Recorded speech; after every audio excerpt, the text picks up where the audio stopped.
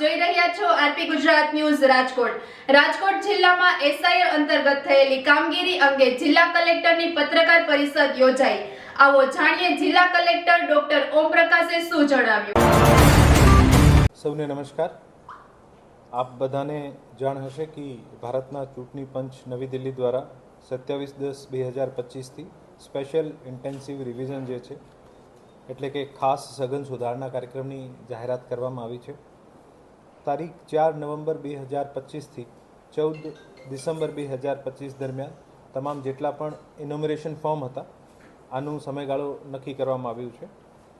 રાજકોટ જિલ્લાની કુલ 8 વિધાનસભા મત વિસ્તારમાં સમાવિષ્ટ કુલ 23,91,027 મતદારોની બીએલઓ દ્વારા ઘરે ઘરે જઈને ખરાઈ કરવામાં આવી છે અને આ મતદારો પૈકી 8,23,668 મતદારોએ પોતાને 2002ની યાદીમાં નામ હતું એવી રીતે સેલ્ફ મેપિંગ કરી છે। 10,06,117 મતદારે પોતાના રિલેટિવ સાથે પ્રોજેની મેપિંગ જેને કહેવાય છે આ કરવામાં આવ્યું છે। 2,25,512 મતદારોનું મેપિંગ થયું નથી, મતલબ કે આ 2002ની યાદી અથવા પોતે અથવા પોતાના ફેમિલી રિલેટિવ સાથે આનું પ્રોજેની સાથે મેપિંગ થયું નથી। 89,553 મતદારો જે છે અવસાન પામેલ છે, આનું નામ મતદાર યાદીમાંથી કમી કરવામાં આવ્યું છે। 58,942 મતદારો જે છે સ્થળ ઉપર મળી આવ્યા નથી, જેથી તેનું નામ પણ ડ્રાફ્ટ મતદાર યાદીમાંથી કમી કરવામાં આવ્યું છે અને 1,69,135 મતદારો કાયમી સ્થાનાંતરણ થયેલા છે, જેથી આનું નામ પણ ડ્રાફ્ટ યાદીમાંથી કમી કરેલું છે।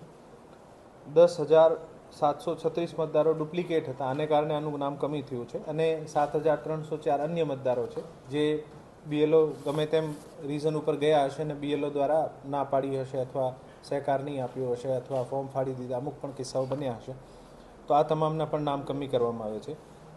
જેથી આ તમામ જેટલા પણ મેપિંગ થયા છે અને જે નામ કમી કરવામાં આવ્યા છે આના પછી જે છે છેલ્લે આજે આ મતદાર યાદી જે છે આ ડ્રાફ્ટ યાદી, કાચી યાદી જેને કહેવાય, આ પ્રસિદ્ધ કરવામાં આવી રહી છે। આ ડ્રાફ્ટ યાદી ઉપર જેટલા પણ નો મેપિંગવાળા છે, જેનું મેપિંગ નહીં થયો, આ તમામને ઈઆરઓ દ્વારા નોટિસ ઇસ્યુ કરવામાં આવશે। નોટિસ ઇસ્યુ કરીને આના જવાબ લેવામાં આવશે। આ લોકોની જ્યાં સુધી પ્રોજેની અથવા પોતાના સેલ્ફ સાથે મેપિંગ થતી હશે તો આ પણ કરાવશે અને પછી એક નિર્ણય ઉપર આવશે કે આ મતદારોની યાદીમાં રાખવાના થાય છે કે નથી।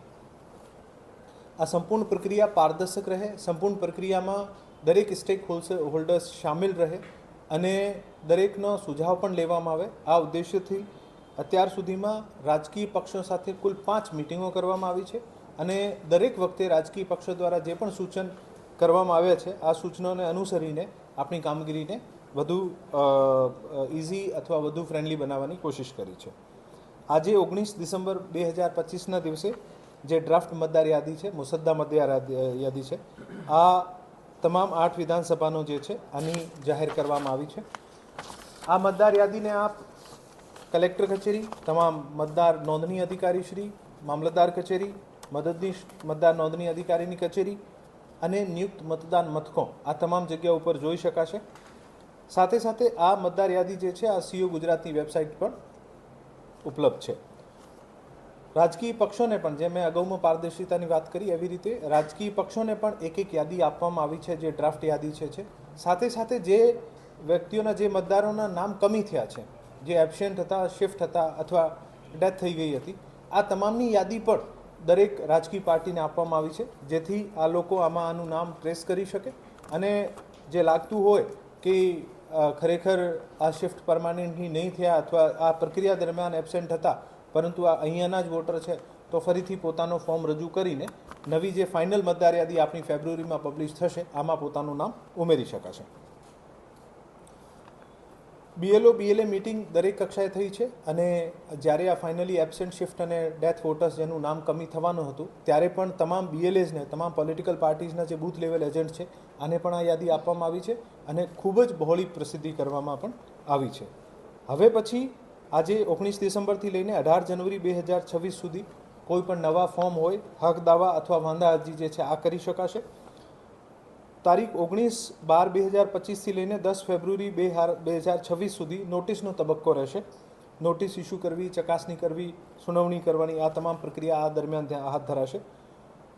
જે પણ 1/1/2026 જે લાયકાત તારીખ છે આ 1 જાન્યુઆરી 2026 છે. 1 જાન્યુઆરી 2026 જેના પણ 18 વર્ષ પૂરા થતા હશે આ નવા મતદારો જે છે આ પોતાનું ફોર્મ નંબર 6 ભરીને નવીન જે ફાઇનલી 17 ફેબ્રુઆરીએ જે આપણી મતદાર યાદી પ્રસિદ્ધ થશે આમાં પોતાનું નામ એડ કરાવી શકશે.